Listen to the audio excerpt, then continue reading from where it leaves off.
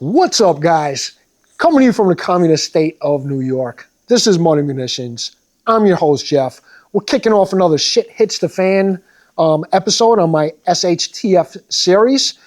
Guys, what we're going to cover today is we're going to talk about the importance in how to secure your home in a shit hits the fan scenario. We're going to cover about 10 things today, guys. We're going to talk about assessing weak points and vulnerabilities in your house and on your property. We're going to talk about fortifying entrances. We're going to talk about perimeter defense. We're also going to cover areas like lighting and surveillance. We're going to talk about things like securing the inside of your home, right? Just as important, obviously, is the exterior of your home, if not more important, is the interior of your house. We're going to talk about things like weapons and tool readiness. What are some things you should have on hand to protect yourself? We're going to talk about the importance of operational security, OPSEC. We'll get into that. We're going to talk about backup power and utility security, right? Some things to think about when it comes to that stuff. Then we're going to wrap it up with just a few last things. We're going to talk about planning for an evacuation in case you have to leave your house. We're going to talk about one of the most important things on this list, psychological preparedness. And then we'll wrap it up with some final thoughts and key takeaways. So guys, before we kick things off, we're not going to go into everything super in-depth, or this video would take days, but we are going to briefly touch on everything at a high level and get your brain thinking on some things that you should be thinking about. Now, when we talk about shit hits the fan, right, it could be anything. It could be an economic collapse. It could be a natural disaster. It could be civil unrest. These are all things that have happened. These are all things that we've either seen in person or we've seen them on the news, right? So it's guaranteed that events like this happen. So why not prepare? So guys, let's get right into it. Assessing weak points on your property or in your house, right? Walk around and create a checklist on areas you think are vulnerable, right? Doors, windows, the garage, the basement. Is there access to the roof? Things like that. Really, and it doesn't matter if you live in a house or an apartment, but start thinking of these things and walk around. Like I said, just have a checklist and walk around and make notes of these things. And we'll get into how to fortify and other things in a minute. Another part of that is not only your house and your property, but neighborhood and surroundings, right? Consider where your home is located in the proximity to high-risk areas, right? Whether it's urban areas, major highways, resource hubs, things of that nature. This is all going to play an effect in how you secure your house and how you secure your property. Lastly, on this subject, look at pre-existing weaknesses, right? Address those weaknesses. Look at things like thin doors. Look at windows that are easily breakable. Look at exposed utility boxes, right? Gas lines, water, your electrical. Is it above ground? Is it below ground? These are things that you can identify and then work to improve upon and work to make things more secure. Now, one thing I do want to point out, guys, keep in mind, this is an ongoing process. You're never going to be at a point in life, I think, unless you're a multimillionaire, where you're like, hey, hon, we're all set. We don't have to worry about anything, right? This is stuff you build up. And listen, I don't have everything, right? So even as I'm doing this video, I'm educating myself and focusing on other things. Now, let's jump to the next section, fortifying entrances. When you think about doors, right, it's very important that, and not everything is, necessarily, when you think of doors, you got to think about things like solid core doors, steel doors. Are you going to add reinforcements to some of your existing doors? They have things like door braces. They have metal plates. They have door barricades. So there's different options, guys. Not always are you going to have to rip out a door and replace it. There's different options nowadays to secure a doorway as an entry point. Windows, for example. Same thing, right? Think about how you're going to reinforce windows. Or are you going to get something like a shatterproof glass? Are there certain areas of the house, maybe the basement, where you want bars on the windows? Now with today's technology, they actually have a film that goes over the window that makes it harder to break. So guys, think about that stuff when it comes to windows and doors. When it comes to garage doors, sheds, storage facilities. You always want to have things like heavy-duty locks, manual locks that bypass any kind of electrical system, right? If we're talking about shit hits the fan, chances are that the grid is down, power could be out, and you're not going to either be able to charge a battery-operated alarm or something that runs off of the internet or other form of power. So, think about that, and also how to reinforce some of those doors, just like a door to your house.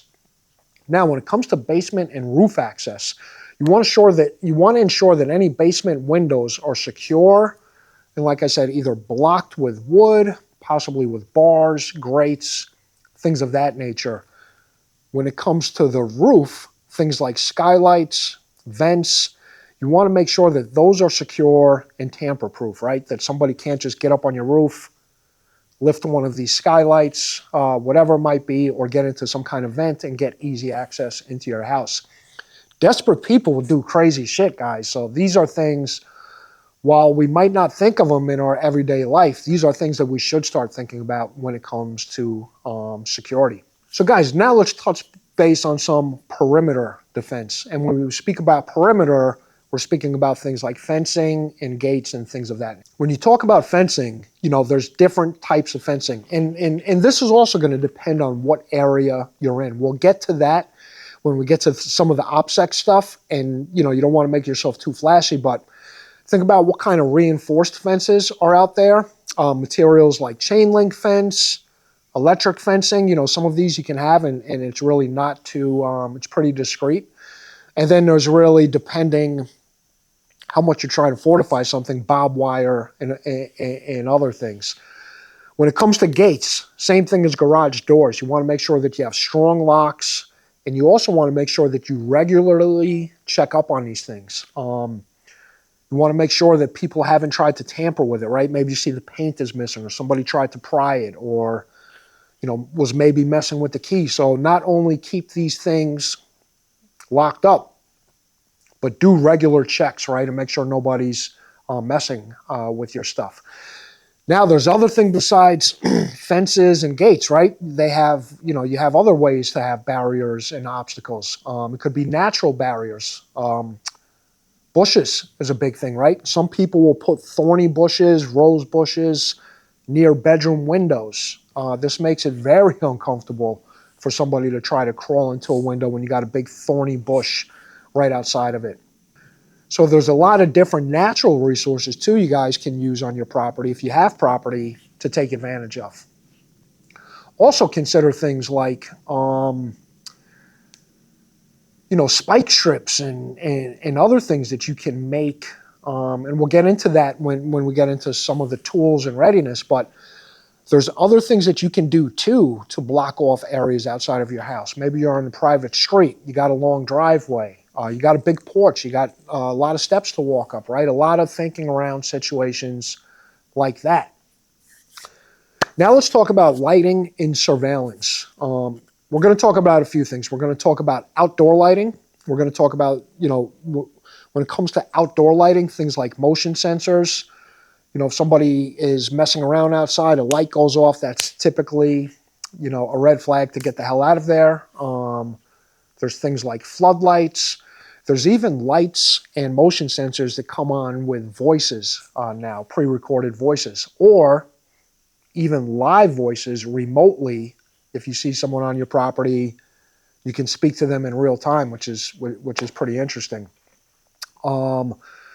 Surveillance systems. To me, this is something that you definitely want, but you don't want to get too crazy with it. I think if you're having too many cameras up, people might look at you like, hey, what's this guy got in there? What's he really trying to protect in there? So I think you want to have a good balance of installing visible security cameras, and then you can have discrete things. Once again, different situation if you're in an apartment, but if you're in a house with property, maybe you're setting up things like trail cameras around your property and trying to cover some of those blind spots in entry points, right? Trail cameras is a great way to see what's going on without people really being aware that they're under surveillance. So keep that in mind.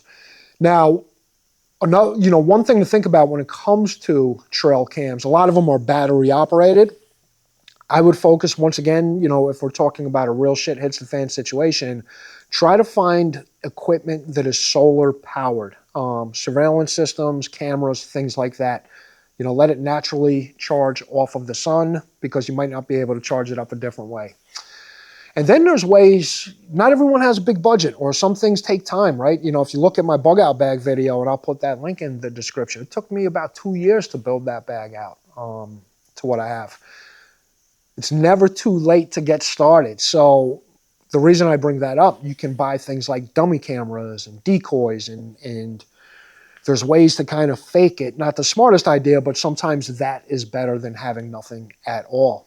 Now let's quickly touch on things like safe rooms, barricading interior doors, and things like that. So, safe room doesn't have to be some crazy, super expensive room that you see on the movies. This could be a room in your basement. It should be something that has reinforced walls. It should be something that has a solid door and emergency supplies in it. I'm going to do a whole bunch of videos on this topic, and we're going to get into, the top 5 things you should have and everything else. But when you think emergency supplies, it's really going to be a few things that stand out. Medical supplies, obviously food, water filtration, areas of defense, and things like that. But that stuff should be separate from your bug out bag and everything else. If you have a safe room, make sure that you have supplies that are going to stay in that room, and just stay there until you need them. So let's move on now to barricading some of the inside doors. Not everybody might have a safe room or a place that they can go in their house. So there's different ways on barricading your doors, right? There's pre-made barricading tools. There's cool things, and some of these things you could actually bring on the road if you travel a lot or your wife travels, where it's like a long pole and it goes under the doorknob into the floor. And some of these things are, I think they withstand like 2,000 pounds of energy. They're pretty sufficient. So there's things like that. There's way to make door wedges. There's way to use pre-cut pieces of wood and kind of wedge it under a door. So guys, things to research when it comes to ways to barricade doors and other things. And furniture, right? It's always furniture you could use. So once again, this video is just to get your mind flowing. We're not going to do a real deep drill down on each of these topics because we would be here forever. But I wanted to touch on everything at a broad level to get the brain flowing. Another thing when it comes to securing the inside of your house is staging defensive positions. You guys should have strategic points in your home where family members know to gather and defend against intruders. This could be a basement, this could be a bathroom, this could be upstairs, downstairs. You guys should know your house better than I do, and every house or every apartment is going to be different. A big thing also when it comes to setting up these defensive positions is also, if possible, of having a clear line of sight to key entry points. So when I say that, maybe there's a long hallway and you got a clear line of sight to that front door. What you always want to do, especially with intruders or anything else in a shit hits the fan situation, and it could be multiple intruders, and it probably will be, is you want to minimize your exposure from windows and open areas, right? So you want to be able to navigate through your house, not make yourself visible, but still make sure you have those clean lines of sight to take down any threat prior to them coming into your house or as soon as they enter your house. So super, super important. Now that brings us to our next topic, right, which is weapons and tool readiness. When it comes to weapons, guys, this is really going to depend on your specific states, your areas. I'm in New York, right? It's a fucked up state, but regardless, I still got what I need from a firearm perspective to defend my property and my apartment or my house. I'm not going to get into whether you need a handgun, an AR-15, a PCC, a shotgun, whatever. Once again, guys, this is really going to depend on your situation, if you're in an apartment, what the walls are made out of, things like that. Personally, I love my 10mm pistol, and I'd always want an AR-15. Shotgun, nothing wrong with that either. We'll get into that stuff on different videos when we talk about shit hits the fan guns. But right now, just know to have, whether it's a firearm, if you can't have a firearm, try to have something maybe like a crossbow or any bow, maybe a knife, baseball bat, pepper spray, etc. Try to have something more than just your fist, right? When it comes to home defense. You also want to talk, I also want to talk about having safe and accessible access and storage for these weapons, right?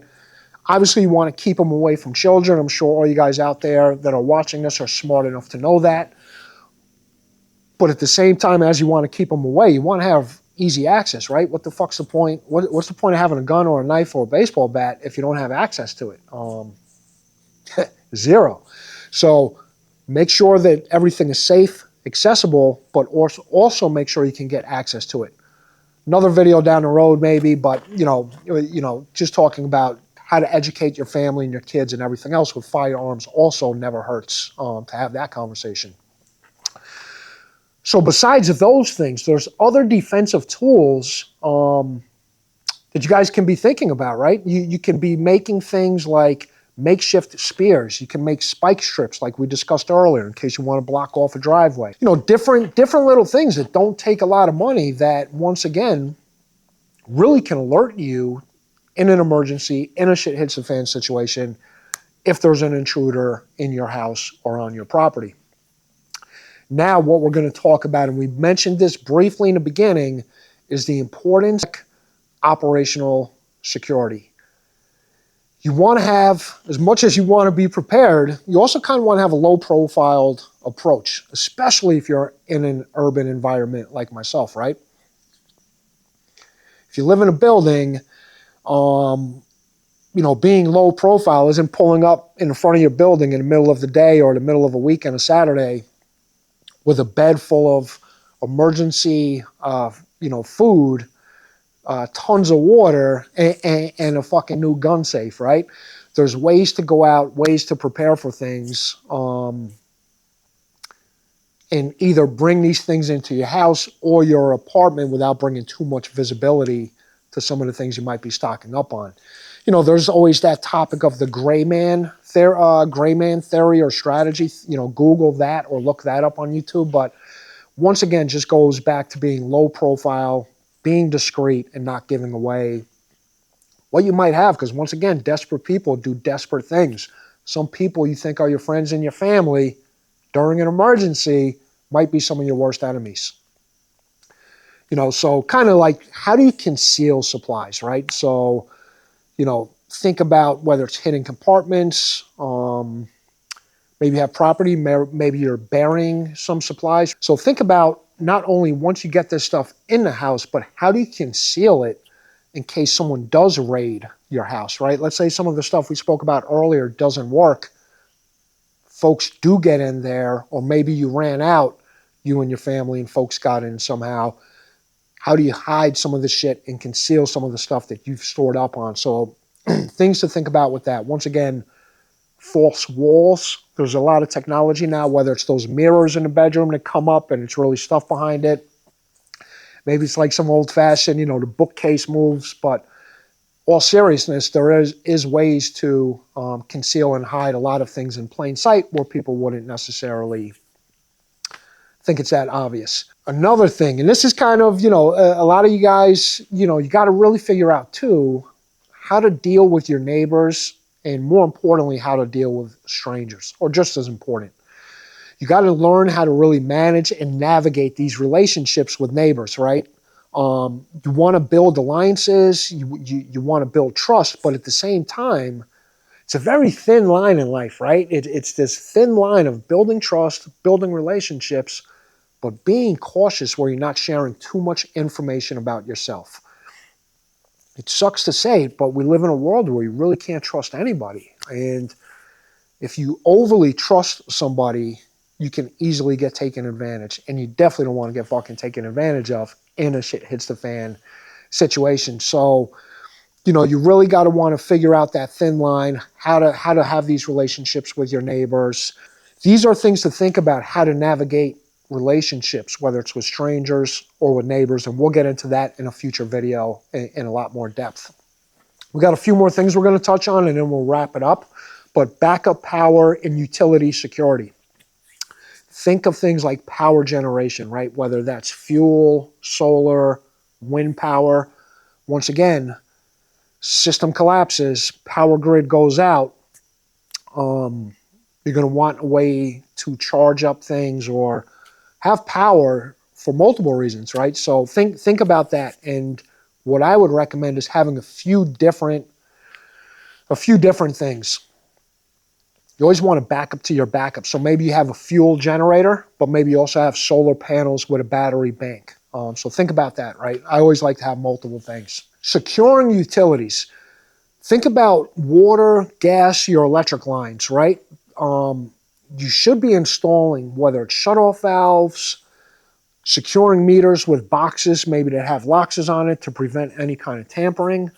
But just as important as everything else we discussed is a way to secure your utilities. Once again, what good is having water, gas, and electric if it's easy for somebody to manipulate or it's easy for somebody to tamper with and take down your power? Which leads us kind of to the next topic, right? Planning for evacuation. When is it time to bug out? I know everybody loves that topic, bugging out. I did a video on my bug out bag. Once again, that link will be in the description. But there might be a time to bug out regardless how secure your house is. So this could be due to numerous things. It could be nuclear fallout. It could be a flood where you guys had the most secure house, but fucking you didn't expect a Cat 4 hurricane to come through. It could be super amount of civil unrest in the area, right? So these are things that you guys have to talk about with your family or your neighborhood, your neighborhood community members that you're sharing these conversations with, to say what are the signs that if we see these signs, it's time to bug out and get the hell out of here. Also, have a plan for that, man. Don't just wait for the last minute and say, okay, if this happens, we got to leave. Have a real laid out plan in place. We're going to do another video on that, but think about where you're going to go. Have a backup to that plan. You got to have a few places to go, right? Have a pre-packed bug out bag. Check out the link in the description. Know multiple routes for safety. Highways might not be accessible, things like that. So when to bug out, how to bug out, plan, plan, plan. And throughout this entire process, listen, this is all easy to say on video and act like we're prepared and everything else, and a lot of people are. But nobody's ever fully prepared for a shit hits the fan situation. So every day, practice a little bit of having psychological preparedness, having mental fortitude, right? Talk about, learn to try to stay calm with things that that trigger anxiety. Maintaining a mental discipline in a high-stress situation can be the difference of life and death. By you losing your cool could give away your position and get your whole family killed. It's literally as simple as that. So staying calm in high-stress situations and learning how to mentally prepare and navigate through difficult decisions and coping with these dangers is the difference between life and death. So, survival is a motherfucker. I'm not going to curse, but survival is, when it comes down to it, there's no rules, no boundaries. You're going to have to do whatever you're going to have to do to protect you and your family. And speaking of family, making sure the family is prepared, right? Mentally, physically, resource-wise and everything else. You have to prepare the entire household, should know the security plan. This is including the children. You should conduct regular drills. This shouldn't be stuff that causes paranoia and makes, things like crazy. But for everyday life, guys, like I said, this doesn't have to be a doom and gloom, whatever. This could be for fire or anything. But you should have drills for evacuation and also as well as lockdown situations in case of an emergency. And then we're just going to wrap it up with some final thoughts. Let me know if you guys like this content. I'm going to do a whole bunch of these SHTF episodes for a series. So I'll put those in a separate folder. And I'll just wrap it up with, let me know, what do you think some of the key points are for securing a home in an SHTF situation? I encourage you guys to assess your current security and see if there's any immediate improvements that you need. And I'd love to hear some of that stuff, right? As you guys walk around and do some assessments. And once again, I just want to emphasize how home security is an ongoing process. Don't get discouraged because you can't do all of this shit right away. So, I just wanted to say that. As always, guys, stay safe, stay strapped, hit like, hit subscribe, and a lot more of these to come, guys. Really appreciate it, and see you on the next one.